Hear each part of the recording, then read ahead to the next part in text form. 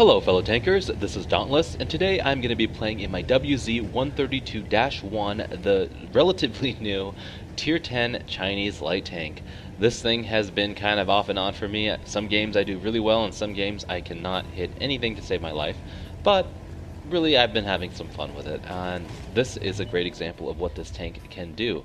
Notice how I'm able to get into position very quickly, but also light the enemy tanks, put nice beefy rounds into them without actually getting spotted myself. And now I am taking advantage of this location and the fact that there is a bush here where I can actually pull forward, spot the enemies like I do, like this, spot, and then all you have to do is just back up so that you are now behind the bush, and as long as you have decent camouflage you should not get lit by playing this.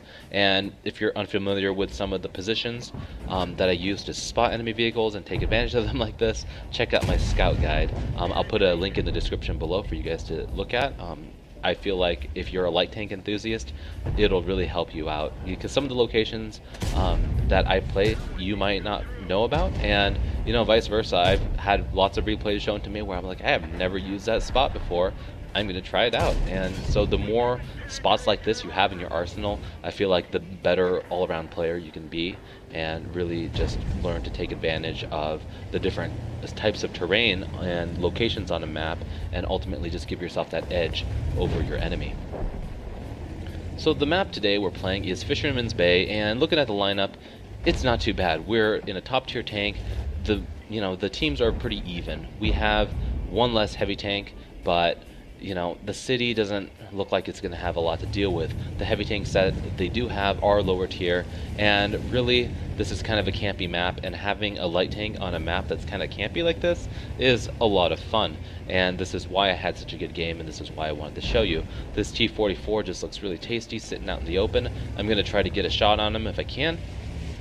I come around the corner, and sure enough, there he is. There's a bush between me and him, and so he doesn't even see me.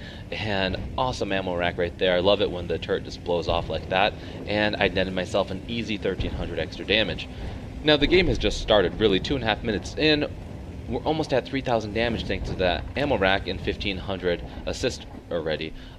This Object 263 is kind of out in the open. I don't know if I connected that shot or not.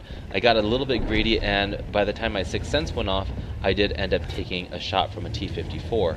But really, I have enough HP where I can afford to take at least 1 or 2 hits, but this is really not where this tank shines. I want to be in a position where I can actually be shooting and hitting things, or in a position where I can be spotting for my team. But in a situation where it's kind of just in between like this, where I can't really get too close yet because I don't have enough armor or HP to contest, this is what you end up having to do. So I take another hit, and this time from the WT, and that one hurt. 465 damage. Now I'm down to 700, and I really can't afford to be taking much more damage than this. And so realistically, we are winning pretty strongly. I'm having an awesome game so far, and I want to try to take advantage of the damage I've received already and try to push my damage and my assist damage up further than it already is. So I get into this bush right here, hoping to maybe spot something, but I'm not seeing a lot of action. So I decide to push into this little divot right here, and this will allow me to get below the enemy so they won't be able to put shots into me.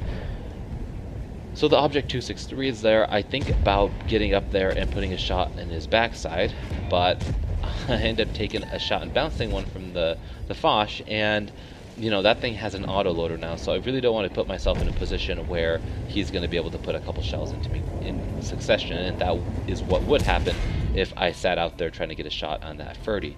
So unfortunately I do take another shot on this side from the T-54, but I was able to farm the assist for that Foch, which is awesome. And I'm just going to chill here for a second. My team is moving in.